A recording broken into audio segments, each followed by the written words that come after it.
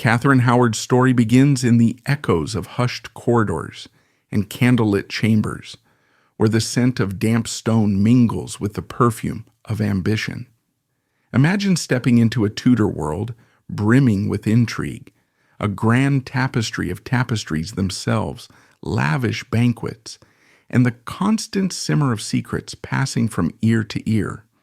In this world, every raised eyebrow or hushed whisper could spark a rumor that soared like a hawk high above the royal court. Here, in a household both noble and financially strained, Catherine Howard entered history. She arrived on the Tudor stage under uncertain dates, somewhere between 1518 and 1527, though likely closer to 1522 or 1525. The exact year was never recorded with clarity, which foreshadows the aura of mystery that would cling to her life. Her father, Edmund Howard, had once been young and hopeful, the third son of the Duke of Norfolk. His birth put him within an elite circle, yet left him scrambling for resources. He felt his noble name pulled him upward toward expensive obligations he could scarcely meet. Meanwhile, Catherine's mother, Jocasta Culpeper, often called Joyce, was a determined woman whose life ended far too soon in 1528. She left behind a tangle of children, 11 who survived, including 6 fathered by Edmund, of whom Catherine was the second youngest. In a family so large, one can imagine the daily commotion: hasty breakfasts, older siblings vying for attention, younger ones toddling underfoot. The house might have been crammed with a sense of dignity they tried their best to maintain. After all, the Howards were no ordinary household, but there was a persistent undertow of money worries. To be a Howard meant to wear a noble crest, but it also meant living in a state of near-constant financial juggling. Edmund had a stately enough residence in Lambeth, Surrey, courtesy of his father, but the walls would have felt hollow without enough coin to stock them with the finery that such a name demanded. Edmund served as a local justice of the peace, then became comptroller of Calais, roles he took out of necessity more than passion. With this many mouths to feed and an aristocratic last name to honor, Edmund bounced from one debt to another like a stone skipping across a lake. Rumors have it that he could be less than vigilant about paying those he owed, often darting into shadows when creditors came too close. It was no easy thing, managing the staff, upholding appearances, marrying 3 times, and none of his marriages truly solved his financial ills. Catherine would have sensed even as a small child that this tension hummed beneath every polite conversation. When her mother died, Catherine was perhaps 6 or 8 years old, again unclear. But tradition was unyielding in families like these. The child's mother gone, Catherine was packed off to live with her father's widowed stepmother, Agnes Howard, Dowager Duchess of Norfolk. On one hand, it wasn't a cruel or surprising move. Noble families frequently did this. Children were put out, not just from the lower classes who needed to learn a trade, but also from the great families who sought to ensure their offspring wouldn't be coddled at home. This was a time when even love itself had strict protocols, and family life was no exception. Agnes Howard, well-positioned and of considerable rank, presented Catherine with the chance to polish her social graces and make connections. Her household, located sometimes at Chesworth, sometimes at Norfolk House in Lambeth, was vast, around 100 souls, from high-born wards to common servants. In this swirl, Catherine found her daily life defined by female companionship in the maiden's chamber. Picture a large stone house with corridors echoing with footsteps and laughter. The Dowager Duchess's household was, in essence, an entire ecosystem. Some historians say that at any given time, Agnes Howard might have had a dozen wards residing under her roof. We can guess that Catherine's life became a never-ending interplay of personalities. The girls in the chamber, some of them from respectable bloodlines, others from more modest origins, ate, slept, played, and occasionally conspired together. They were lumped into a dorm-like environment where the bed-sharing arrangement wasn't about luxury, but about practicality. Yet Catherine bore a name that carried weight. Even in this swirl of youthful energy, she likely stood out as a Howard, commanding a subtle sense of authority. There are notes suggesting she and her brother George were allowed to dine at the Duchess's own table, a rare honor. Such an arrangement could breed admiration or jealousy, depending on who was looking. But despite the grand setting, discipline apparently lacked bite. The Dowager Duchess was elderly, and the chaos of overseeing 100 people, wardrobe budgets, staff salaries, mealtime logistics, was enormous. Catherine, growing from a lively girl to a curious adolescent, found that rules were easily bent or ignored in an environment that was big, busy, and understaffed. She had few direct parental figures watching her every move.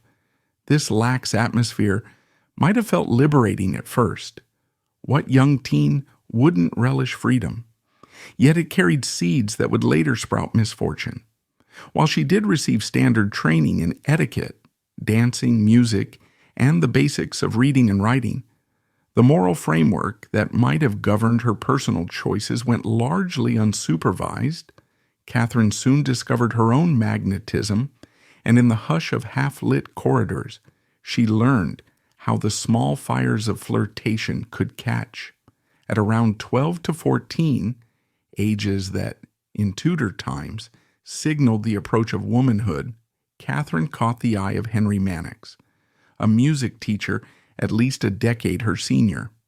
We can picture him, a confident or somewhat seedy figure leaning over Catherine's shoulder, guiding her fingers on a virginal or lute. Music lessons could be an intimate affair.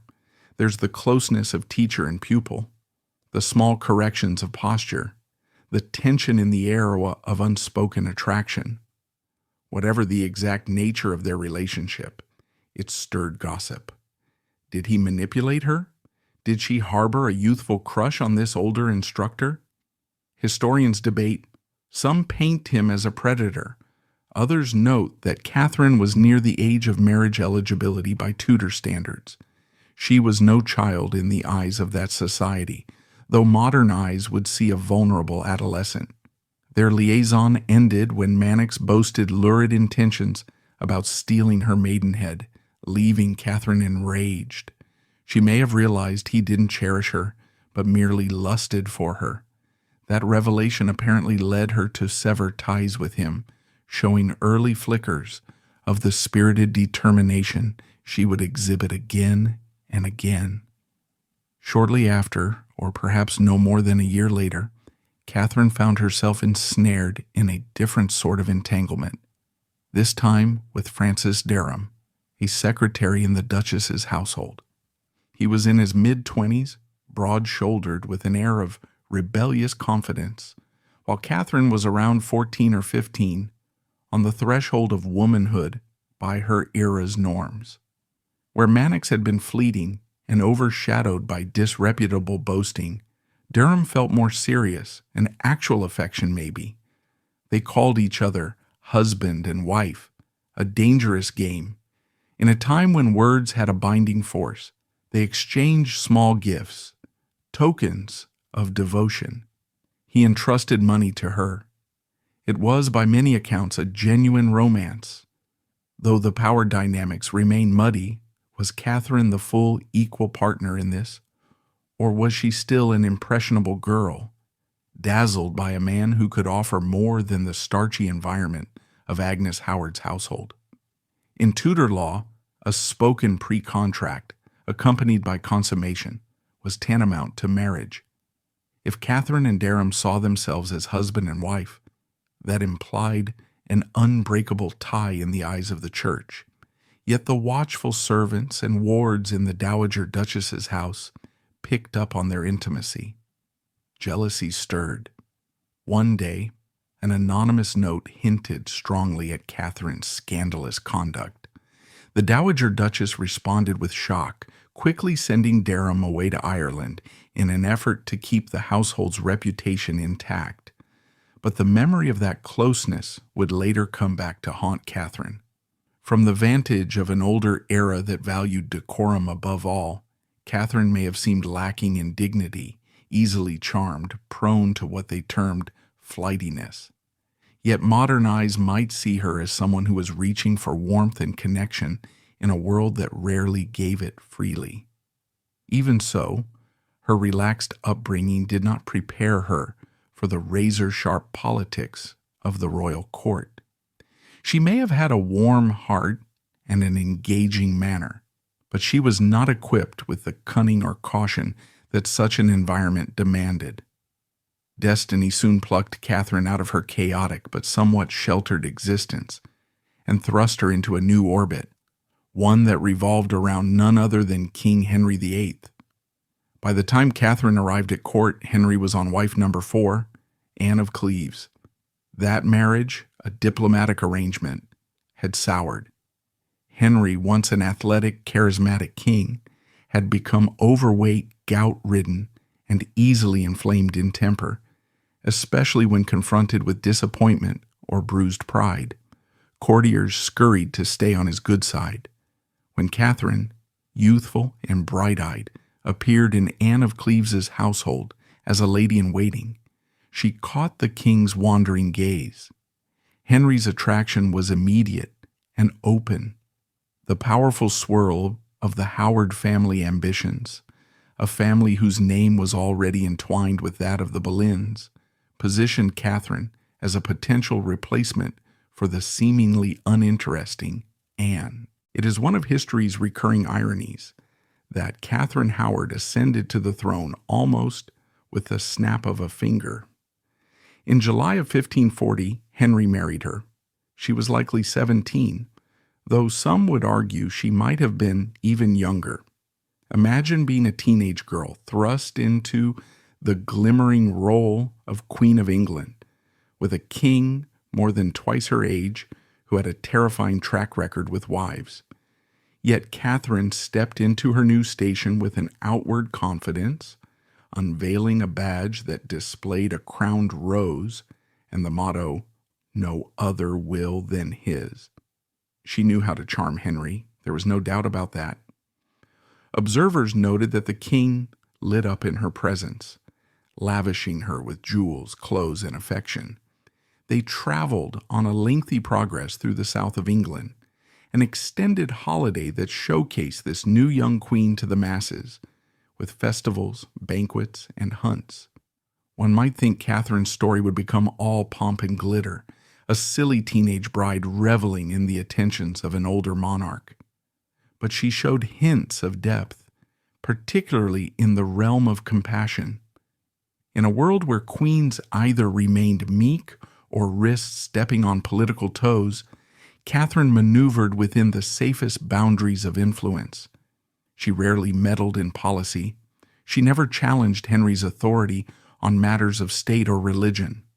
Instead, she poured her energy into acts of intercession, quietly speaking on behalf of those imprisoned or condemned.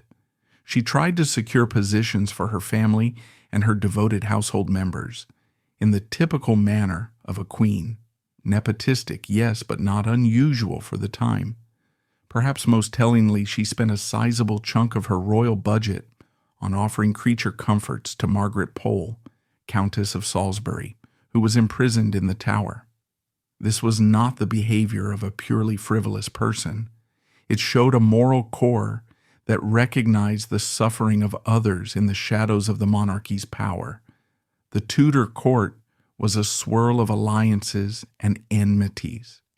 Catherine's desire to form cordial relationships with Henry's children further demonstrated a sweetness that some might overlook. She was, by all accounts, kindly disposed to the young Elizabeth, only 7, and Edward, just 4. She even socialized with Anne of Cleves, Henry's discarded but not entirely banished 4th wife, going so far as to dance and drink with her during festive celebrations. Their lively new year in 1541 included Catherine gifting Anne a puppy, a whimsical gesture of friendship. Yet not everyone was charmed by the new queen's breezy style. Lady Mary, the king's oldest child, was serious, pious, and intellectually advanced. She saw in Catherine a too young, perhaps too flighty queen who lacked the gravitas Mary felt the position demanded. Catherine's attempts at warmth met a cold front. Eventually, Catherine's frustration flared. She dismissed two of Mary's ladies-in-waiting for showing disrespect. That spark of spite indicated that the queen, while generally kindly, did not like being ridiculed or scorned. But Henry VIII was not a consistent man. By April 1541, his health took a downturn. He retreated from court life, closeting himself away with aches and foul moods. Catherine, used to the sunshine of his affection, suddenly faced gray skies. There was boredom, worry. Was her reign as favored consort already waning? Human nature, especially the nature of a lonely teenager, might seek distraction or solace. It's around this moment that rumors sprout of Catherine's involvement with Thomas Culpeper, one of Henry's gentlemen of the Privy Chamber. Culpeper was likely in his 20s, a distant cousin of Catherine's, handsome and well-liked at court. Had they nursed a quiet fascination from the start, or did it ignite once the king's attention faded? Either way, they began exchanging secret gifts, notes that read like the sort of clandestine romance that thrives in whispered corners. Lady Rochford, Jane Boleyn, widow of Anne Boleyn's brother George, was said to have played go-between, helping arrange private encounters.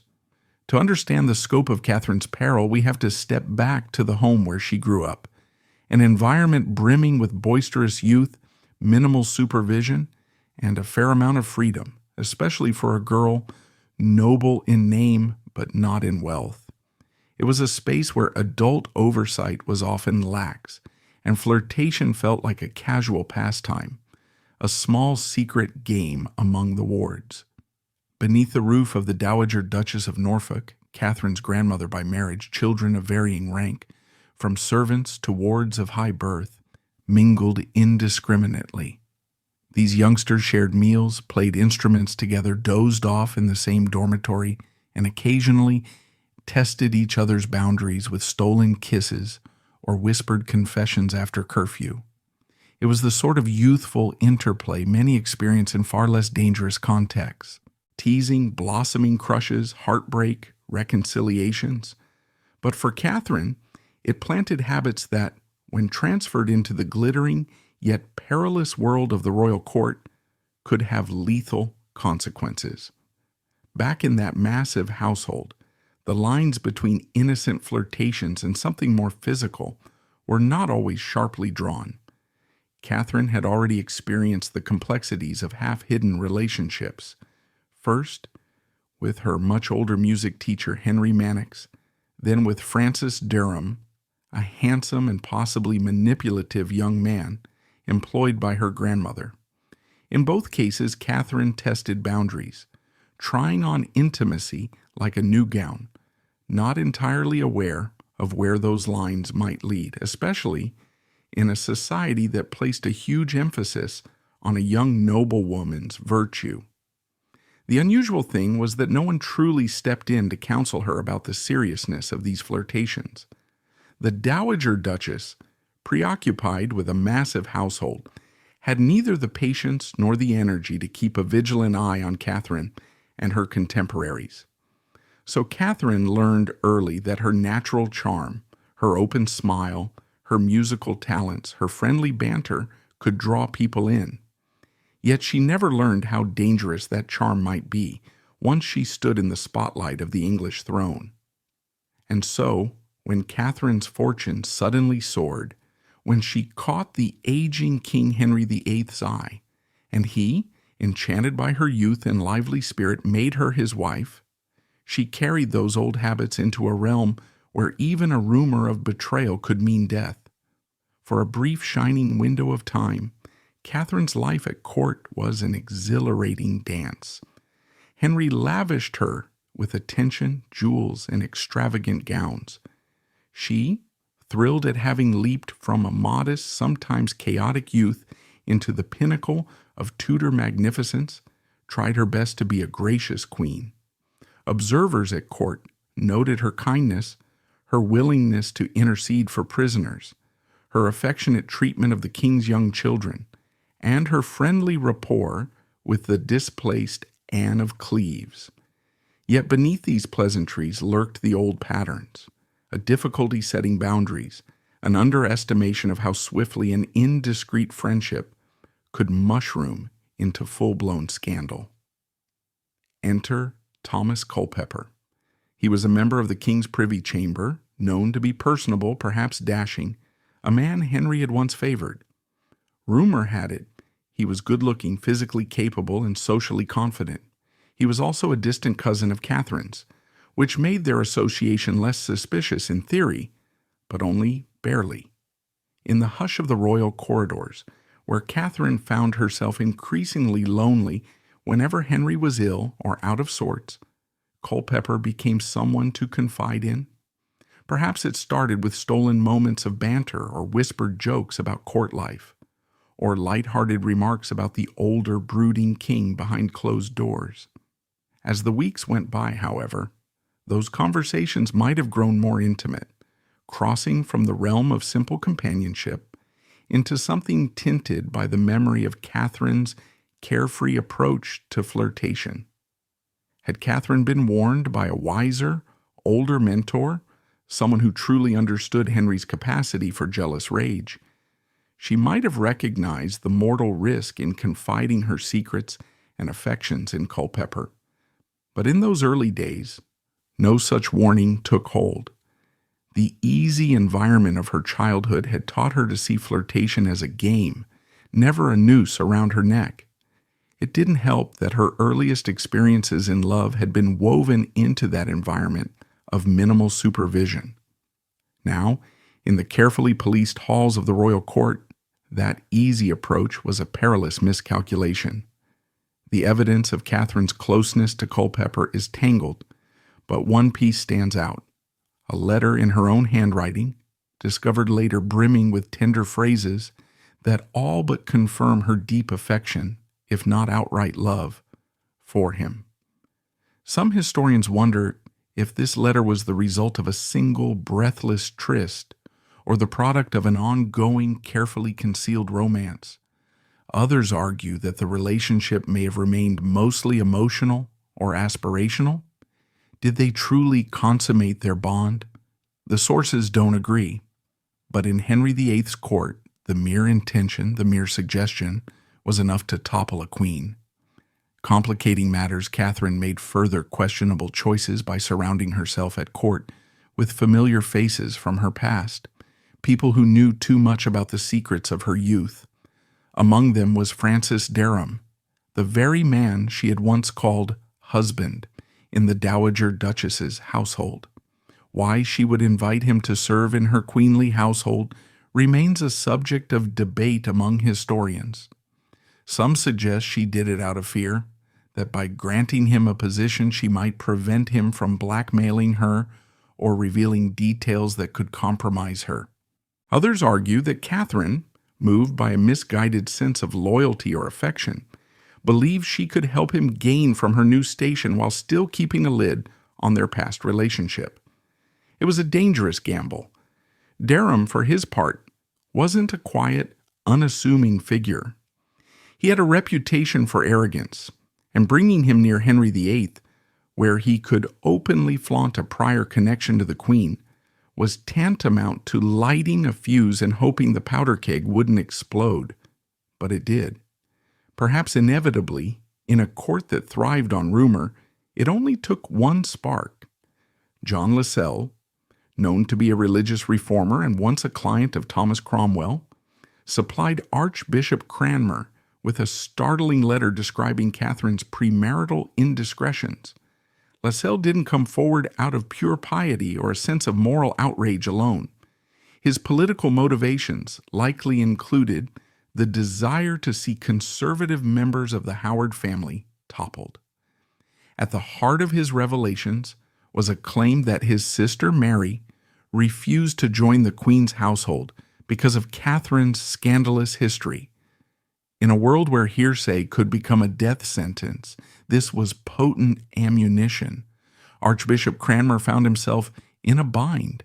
His loyalty to the king was absolute, and so was his sense of duty to deliver any allegations that might endanger the royal lineage. But he was clearly aware that telling Henry such news would be akin to throwing a lit match into a powder keg. He chose a precarious middle ground: slip a letter detailing the accusations into a seat where the king would find it at chapel, an indirect approach that spoke volumes about his fear of Henry's initial reaction. Henry, upon reading it, supposedly erupted with denial. He had grown so smitten with Catherine that he couldn't immediately accept the possibility of her betrayal. But his unwillingness to believe didn't stop the gears of suspicion from turning. An investigation was launched with ruthless efficiency. Catherine, confined to her chambers, likely without a precise explanation at first, could only sense the walls closing in. Guards and interrogators descended upon those rumored to be involved. Henry Mannix, who recounted his earlier flirtation with Catherine but denied sleeping with her. Lady Rochford, Jane Boleyn, who was deeply entangled in facilitating Catherine's private meetings with Culpeper. Francis Derham, whose knowledge of Catherine's earlier affairs was intimate and damning, and Thomas Culpeper himself, caught in the crosshairs of a potential treason charge. The question of actual adultery with Culpeper weighed heavily.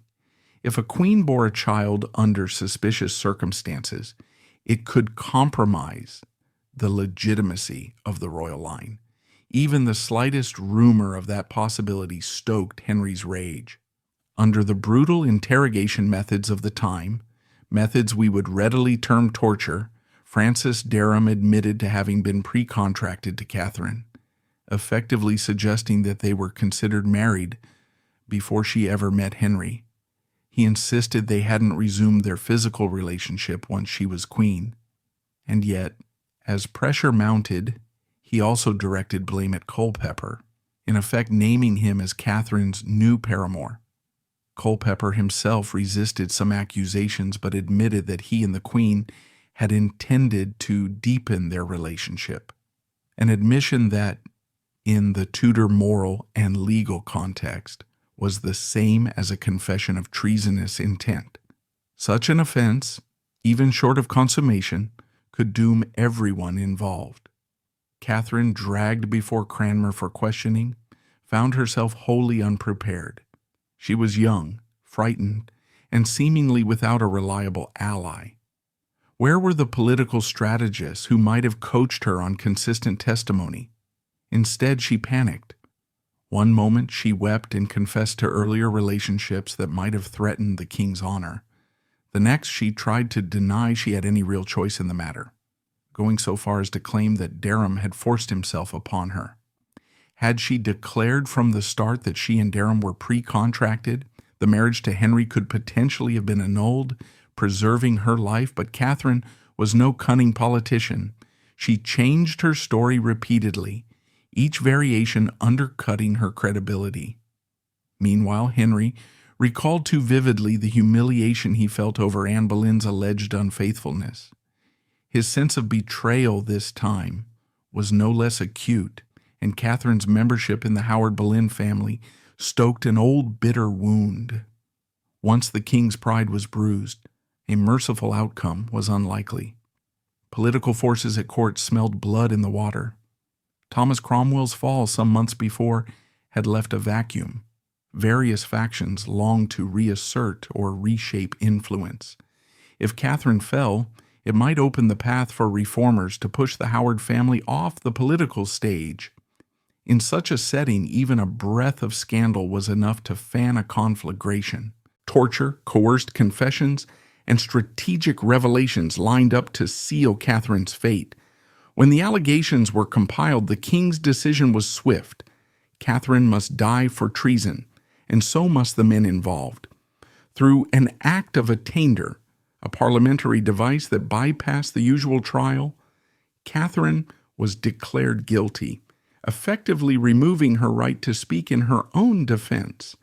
The outcome was set in stone. The punishments were brutally symbolic. Francis Derham, convicted as a commoner, suffered the ghastly fate of being hanged, drawn, and quartered. An ordeal meant to send a message that to betray the king was to face the fullest imaginable horror. Thomas Culpeper, of nobler status, had his sentence commuted to beheading. While arguably less cruel, it was still a grim end. Lady Rochford, who had once been in Henry's good graces for testifying against her own husband, George Boleyn, during Anne Boleyn's downfall, found herself indicted under charges of treason for facilitating the Queen's meetings. Driven, it was said, to madness by her imprisonment and the weight of guilt, she might have been spared the axe if not for Henry's personal intervention. He pressed Parliament to pass a bill allowing the execution of the insane for treason, effectively targeting her. For Catherine, who had soared from obscure ward to beloved queen, the path now led to Tower Green, a place already soaked in the sorrow of her cousin Anne Boleyn's death. On the frigid morning of February 13, 1542, Catherine's final hours arrived. Recounting the scene can't help but produce a mix of pity and admiration, for even in the grip of terror she demonstrated remarkable composure. Legend holds that she requested the executioner's block be brought to her in the tower the night before so she might practice laying her head upon it. The image is stark. A teenager, once the center of Henry's grand court, now quietly rehearsing her final act in a grim chamber. Whether this detail is strictly true or embroidered by later storytellers, it underscores Catherine's effort to maintain dignity in the face of doom. When she emerged onto Tower Green, the assembled witnesses saw a young woman whose face likely bore the strain of sleepless grief. Yet she reportedly spoke with clarity, declaring she deserved death for having betrayed the king, imploring those present to pray for him, and expressing hope that her family would be spared blame.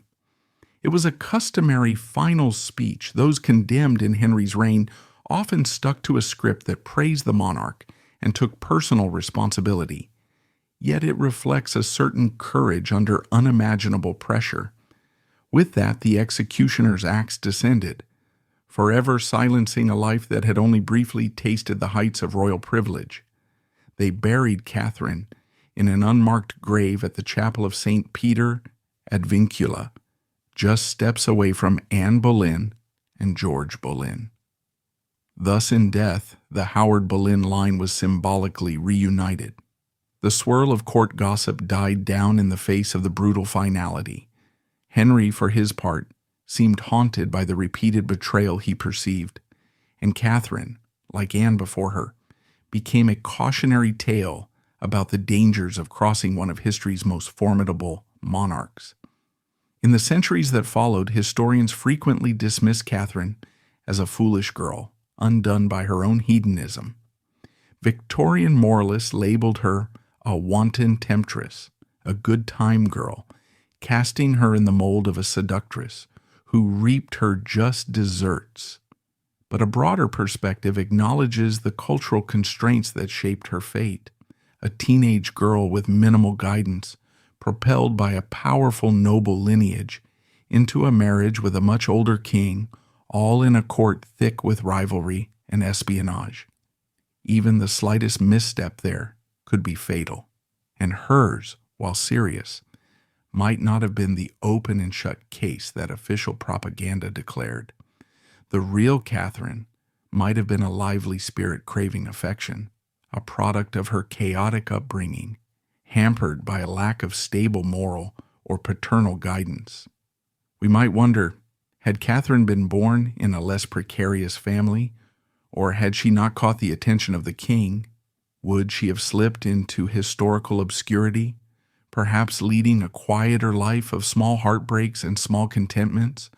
Or was her name always destined to flash bright in the pages of Tudor lore before being extinguished in tragedy? There's an ache to her story that resonates with modern audiences, youthful mistakes colliding with unforgiving power structures. She was queen for only a blink in Tudor terms, certainly less than 2 years. Yet in that time, she dazzled many with her warmth, generosity, and flair for dancing. She tried her hand at benevolence, petitioning on behalf of others in that merciless court. She built alliances, tried to unite her extended family, and, ironically, invited into her circle the very persons who would unravel her. Perhaps she thought employing old friends was a gesture of gratitude. Perhaps she felt loyalty demanded it. Either way, it reveals a trusting side that ran counter to the cynical maneuvers typical of courtiers. In the end, trust became her downfall. Henry VIII's fury at perceived betrayal burned like a furnace, fueled by the insecurities of an aging king who saw in Catherine's youth a reflection of what he had lost. Once, he had been the golden prince, jousting and wooing, virile and unstoppable. Now hampered by injuries and weight, faced with the possibility that his young wife preferred the attentions of younger men, Henry's final recourse was to rid himself of her. The same pattern replayed from the days of Anne Boleyn's downfall: accusations of treasonous adultery, an official inquiry, confessions under duress, and an execution on Tower Green. Catherine Howard's tragedy echoes that of her cousin, but also stands unique in its youthful vulnerability. In the quiet that remains after her life is dissected by historians, we can hear the softer refrains, the swirl of a lute lesson in a half-lit room, the silly, intense jokes between adolescent sweethearts who called each other husband and wife, the swirl of heavy velvet skirts on a dance floor beneath painted Tudor ceilings, the joy of a puppy shared with a once-rival wife, the gold necklace gifts, the confessional letter to a man who might have offered excitement when her older husband grew cold. The tapestry of Catherine's life is vibrant, made up of bright, spontaneous threads, and overshadowed by the black thread of misjudgment and consequence.